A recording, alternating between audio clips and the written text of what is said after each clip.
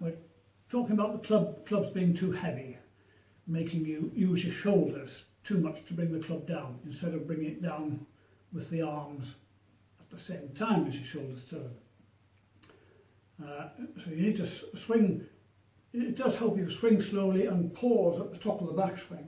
That gives yourself time to bring the club down with the arms before you swing round with the shoulders. I asked a friend of mine to polish, grind a little bit of weight off my 8-iron here. It didn't end too well. Right. So, another reason, swinging too fast. If you swing too fast, the club will tend to bounce at the top of the backswing.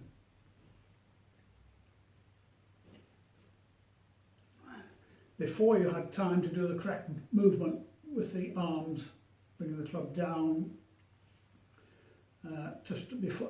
with part 2, and that will cause over the top. Try to pause part 1, body, shoulders, the top of the backswing, while part 2 gives a chance before you unwind through. Watch Sergio Garcia or Rory McIlroy in slow motion. They definitely seem to pause the body movement at the top of the backswing, though the hips and legs may start moving before the shoulders. Now the next 4 reasons are to do with the amount of shoulder turn. If you can't turn your shoulders by 90 degrees, and I can't in a proper swing,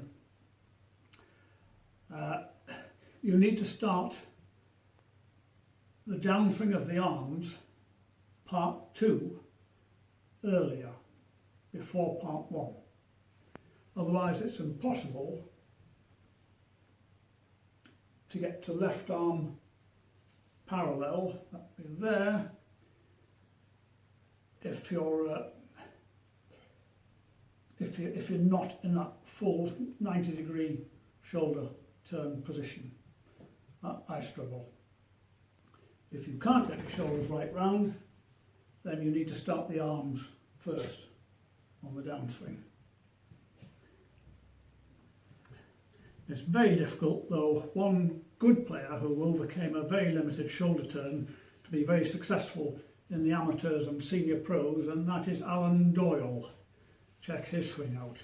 Not very powerful, but he hit 85% of fairways on the senior tour and made a lot of money.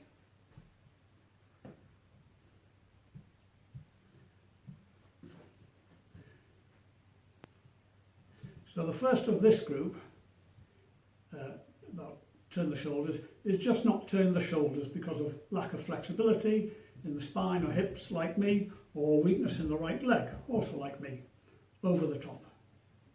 I've only got about 10 degrees of separation between my hips and shoulders, though rotating the left shoulder forward like that can help. Polio weakened my right leg when I was 3 years old. Oddly enough, Jack Nicklaus had polio as well when he was a boy, but it did not affect him as much. Jack's thighs were thicker than my waist then. His biceps were thicker than my right thigh. I think he may also have post-polio syndrome now, as I do, causing muscle fatigue. I have no other similarity to Jack, except that sadly he swings a bit over the top now at 80. Jack, if you're listening, give me a call. Jack Nicklaus is known to tilt his head to the right at address. This allows the shoulders to turn freely. If you don't tilt the head at address, it may restrict your shoulder turn over the top. I used to spend hours swinging in front of a plate glass window when I was an assistant pro, and I couldn't get out to practice much. I'm standing here swinging, looking at the plate glass window, backwards and forwards. It looked like a good swing from the front, but when I looked at my image from the side, with my head turned to look at the window, it still looked a good swing. With my head turned that amount, I could easily get the club back on the inside and produce a reasonable swing. When my head turned back to look where the ball would be, I came over the top.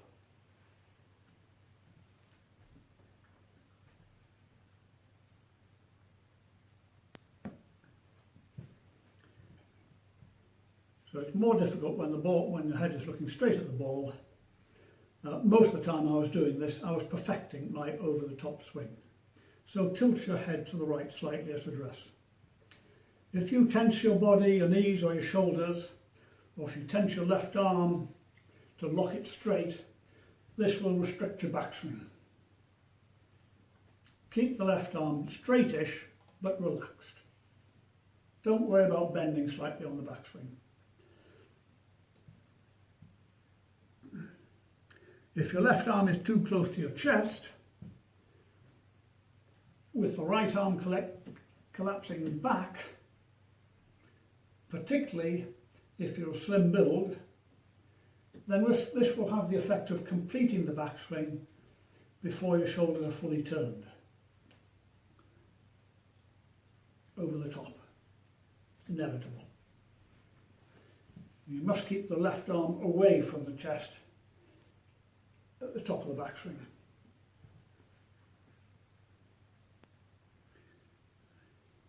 Now the next reason is hugely important. Inflexibility in the wrists, elbows and shoulders of the right arm at the top of the backswing and on the downswing. This will not be a problem if you start playing golf as a child. With natural flexibility, you'll learn the correct action to produce club head speed and to approach the ball from the inside. And if you continue playing, then you can maintain that flexibility, possibly into your old age. I do not know of one tournament professional or teaching professional who did not start playing in his or her childhood or early teens. This is why they do not often understand this basic problem for older and inflexible players. I remember hearing, for example, when I was learning to play golf, that the right hand and arm at the top of the backswing work under the club, like a waiter holding a tray.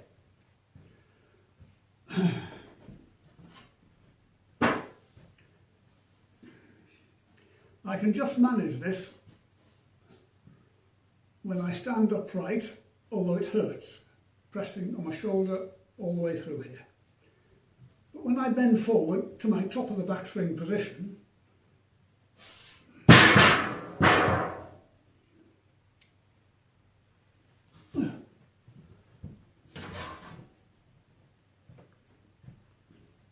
I wouldn't get a job as a waiter.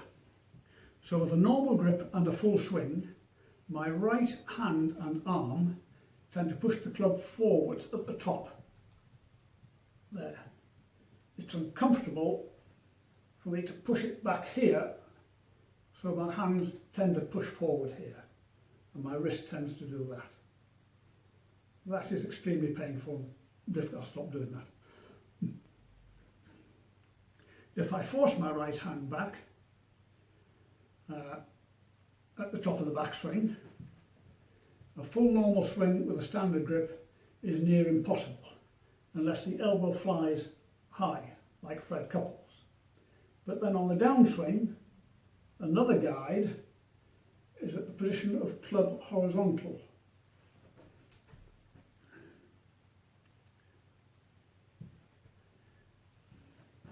Pointing away from your target. If this is the limit of your flexibility with your right wrist and right arm, or if it hurts, as it does me, it's almost impossible to get to that position in the middle of a swing. The hands and arm will tend to push the club forward like this, over the top.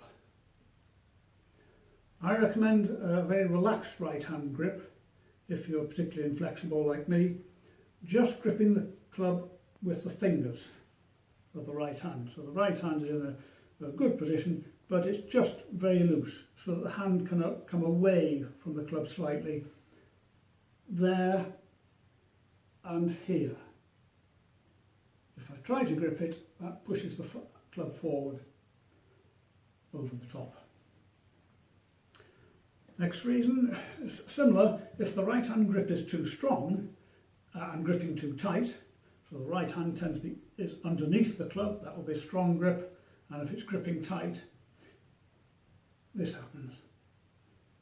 As you take the club back,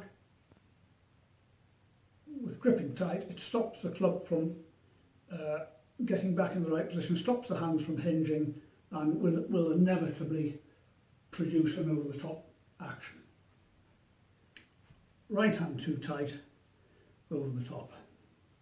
The hands must work together to enable the wrist to hinge correctly on the backswing and unhinge through the ball. Don't believe what many inexperienced YouTube teachers say about the grip. They tell you a strong grip will give you a draw. Twaddle. Lee Trevino, Fred Couples, Brooks Koepka, Dustin Johnson all have a strong grip. All play a fade. 80 and 90% of club golfers slice their driver or play a fade. The vast majority have a strong grip because they've been told that will help. We've all seen club golfers with a grip like this. They all play a fade or slice.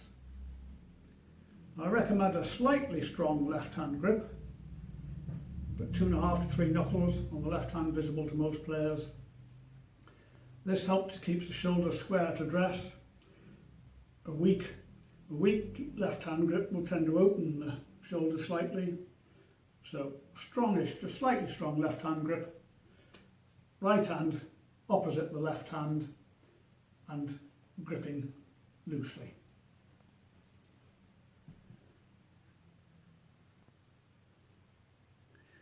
The next two reasons concern the stability of this triangle. Right arm, left arm, shoulders and right arm. Even though the right elbow is flexed, it is a triangle. It does change during the swing, but it is, where are we? It's anchored to the body, obviously at the left shoulder and the right shoulder, and during the downswing, that triangle-ish is anchored here to the right side, enabling the swing to repeat with consistency. Without this, it's too easy for the hands to wander over the top.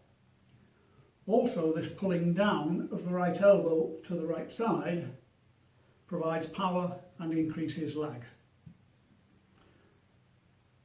For the first reason of these couple, a left side dominated swing with the right arm passive over the top.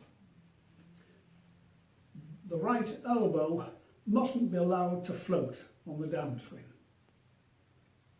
over the top. It has to tuck in to the right side, particularly if it goes high on the backswing.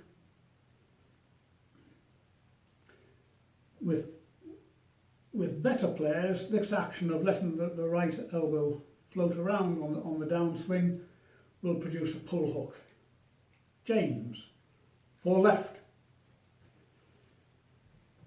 Ben Hogan is one of my heroes, but he suggested that keeping both elbows close together at address, with the elbow tucked in here.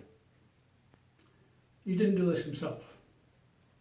If you have your right elbow tucked into your stomach at address and you try to bring it back to that position on the downswing, most people over the top. Brooks Koepka is an exception, but he's very flexible. The right elbow should come to your side on the downswing. From here, you can bring the club on the inside, release through the ball. At address, I like to feel that the right bicep is tight to my side, not the elbow, the bicep. There isn't enough evidence about which muscles are used in the golf swing, but the limited evidence that I have seems to indicate that at the top of the backswing, both pecs fire, the right one pulling the right arm to the side, and the left pec firing to keep the left arm straight. The right bicep also fires, pulling the club down and holding lag.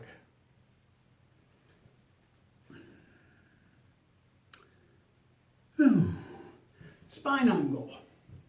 Try this. Stand with feet shoulder width apart, knees bent, shoulders level, arms straight with hands together. Bend forward from the hips.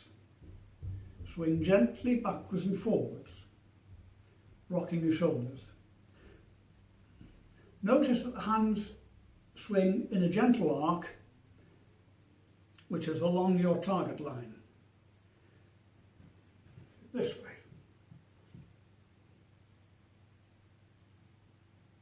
Now, tilt your spine to the right slightly and swing backwards and forwards. Notice that the arc is now slightly in to out, and the bottom of the arc is further back.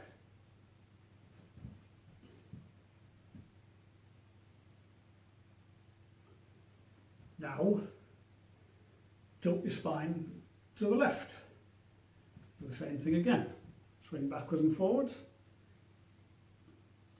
Notice that the arc is now out to in, across the line. And the bottom of the arc is further left. From this position, try to swing in to out. It's virtually impossible. You can't get any rhythm. Common sense. So if you want to swing from the inside and play a draw, hit the ball straight or play a draw, you must have a slight spine tilt at address and at the top of the backswing. All good golfers increase this tilt, spine tilt, at the start of the downswing by using their legs and hips. If not, over the top. But be careful with your back. I like to keep my knees flexed, which helps my back as I swing down and through, but I'm not a doctor and I'm not insured, so don't sue me. Take advice. If you can't maintain spine tilt at impact, it will be very difficult to swing in to out. Liam Harrison. You need to be there. Next one. Reverse pivot. Reverse pivot. Hip slide to the right on the backswing. Very difficult to get your spine tilt back at impact. Far too much movement over the top, and this will hurt your back. If you hit too much with the right side, you can lose your spine tilt and come over the top. So, top of the backswing, the right shoulder pushing the club round like that, hitting over the top. You'll lose your spine angle. The right shoulder from the top of the backswing should drop down and under, maintaining spine angle. Not coming round and losing spine angle. This is fun. Most good golfers rotate the left forearm clockwise, either on the backswing, like Rory McIlroy, I won't copy him, at the top of the backswing, like Jimmy Brewer or Matthew Wolff,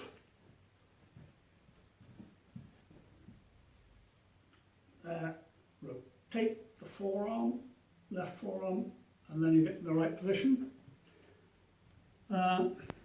Or they rotate the left forearm throughout the backswing and downswing, like most others. Harry Vardon, Bobby Locke, Sam Snead, Jack Nicklaus, Fred Couples, they all rotated throughout the swing. The rotation is then released just before impact. So there, release.